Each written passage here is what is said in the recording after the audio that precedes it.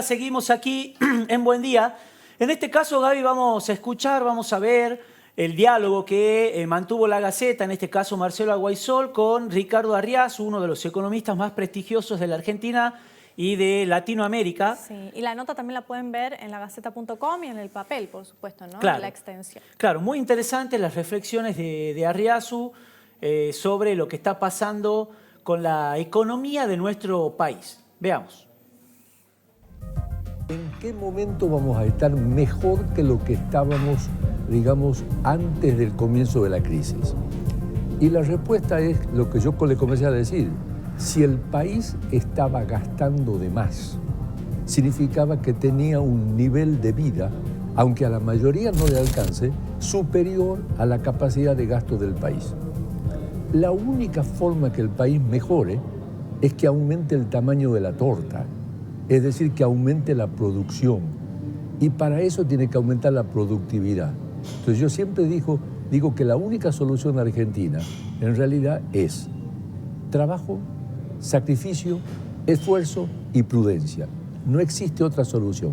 Los atajos siempre nos generan crisis. Y dentro de este cuadro de situación hay sectores que están bastante complicados. Por ejemplo, el sector automotriz, que ahora volvieron a dar los números bastante negativos, la caída superior al 50%.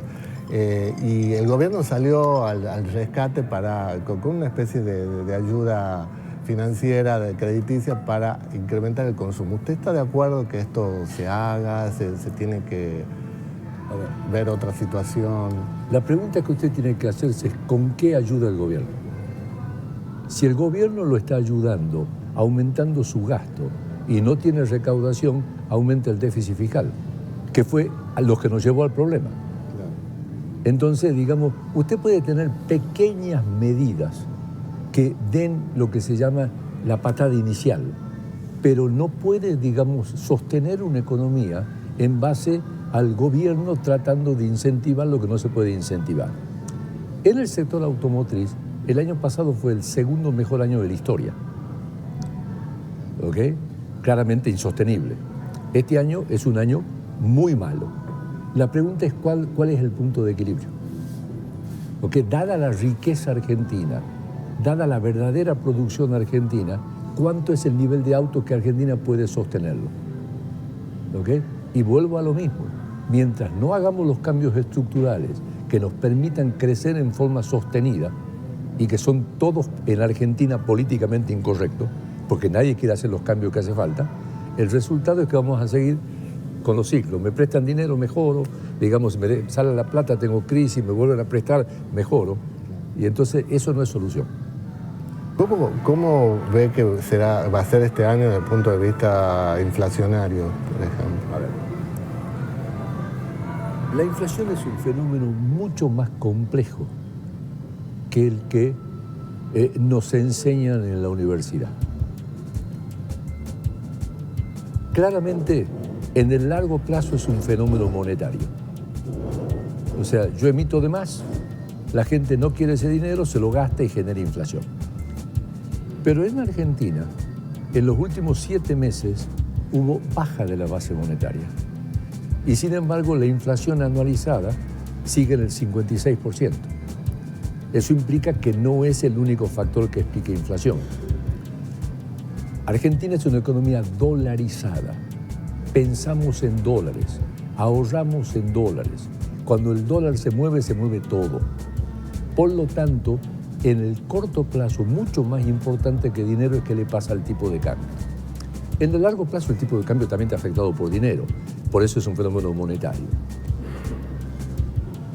Esto explica gran parte de la aceleración inflacionaria.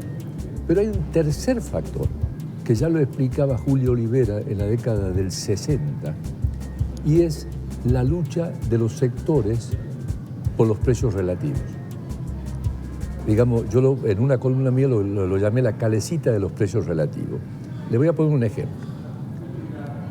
En el año 2002, el costo laboral o el salario real, para hacerlo más sencillo, no es exactamente lo mismo, fue uno de los más bajos de la historia.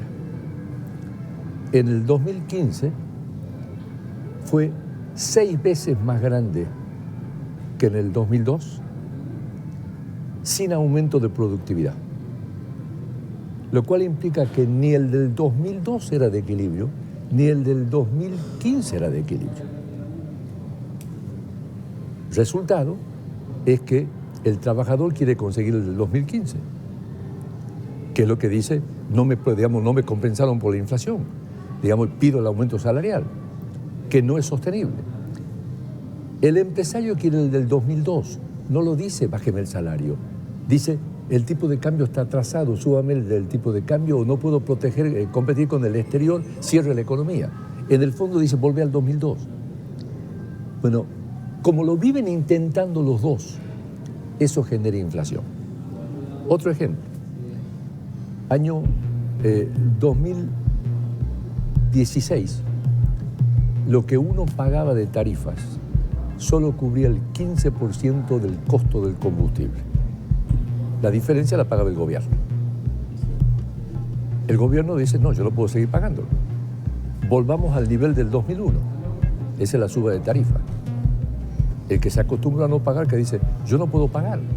Mirá, los clubes cierran, las pymes no pueden pagar. ¿Ok? Porque quiere volver al 2016. ¿Ok? Otro cambio de precio relativo. Recientemente fue la carne, por un problema en China, digamos, con el tema del costo. Entonces, la única manera de parar la inflación es atacar los 3 factores al mismo tiempo.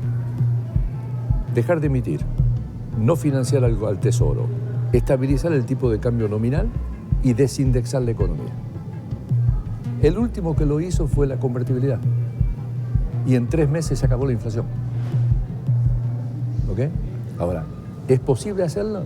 No, porque nadie cree ni lo van a dejar hacer.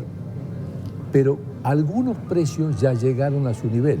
Si el tipo de cambio se estabiliza como está estabilizado en este momento y no hay nuevos aumentos de tarifa porque ya se completó el ajuste de tarifa, la tasa de inflación tiene que caer. Es decir, que tendríamos una inflación más baja al cierre de este año, teóricamente. Sí. Digamos, de todas maneras, una inflación calamitosa para niveles mundiales. Claro. ¿Okay? Pero de todas maneras, mucho más baja. Más baja de la que estábamos teniendo. Así es. ¿Y el dólar, usted vaticina que se va a mantener es llegaremos a los 50? Mantenerlo. Tienen los instrumentos ahora sí. ¿Por qué? Porque para comprar dólares hay que tener pesos. Y al actual tipo de cambio, la cantidad de dólares que tiene el gobierno para intervenir son mucho más que los pesos que tiene la gente. ¿Okay? Entonces, con solo decir puedo intervenir, el mercado se calmó. Obviamente, cuando se acercan las elecciones, va a haber un proceso de dolarización, pero ahí el gobierno tendría que vender. Tiene margen para Tiene hacerlo, margen, ¿no? tiene margen.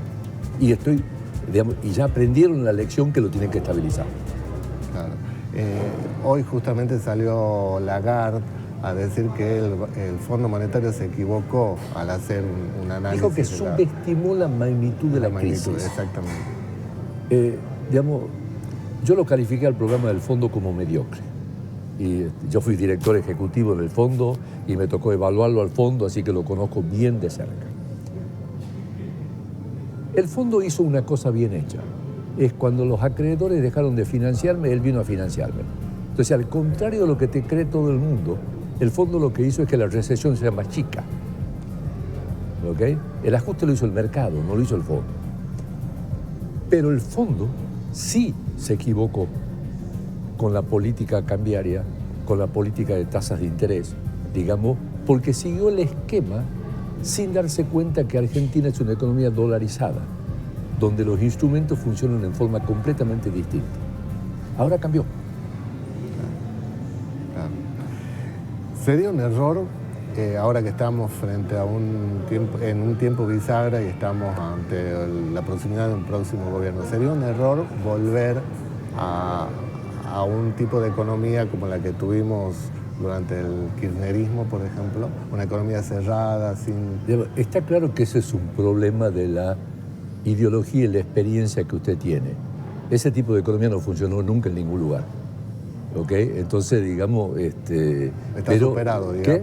Estaría superado, digamos. No quiere decir, no, perdón, digamos, la gente, digamos, el ser humano es el único que tropieza muchas veces con la misma piedra. Nosotros esto ya lo hemos intentado un montón de veces con los mismos resultados. Hay un problema. En la primera etapa de aplicar esa política, la gente se siente mucho mejor. Está mejor.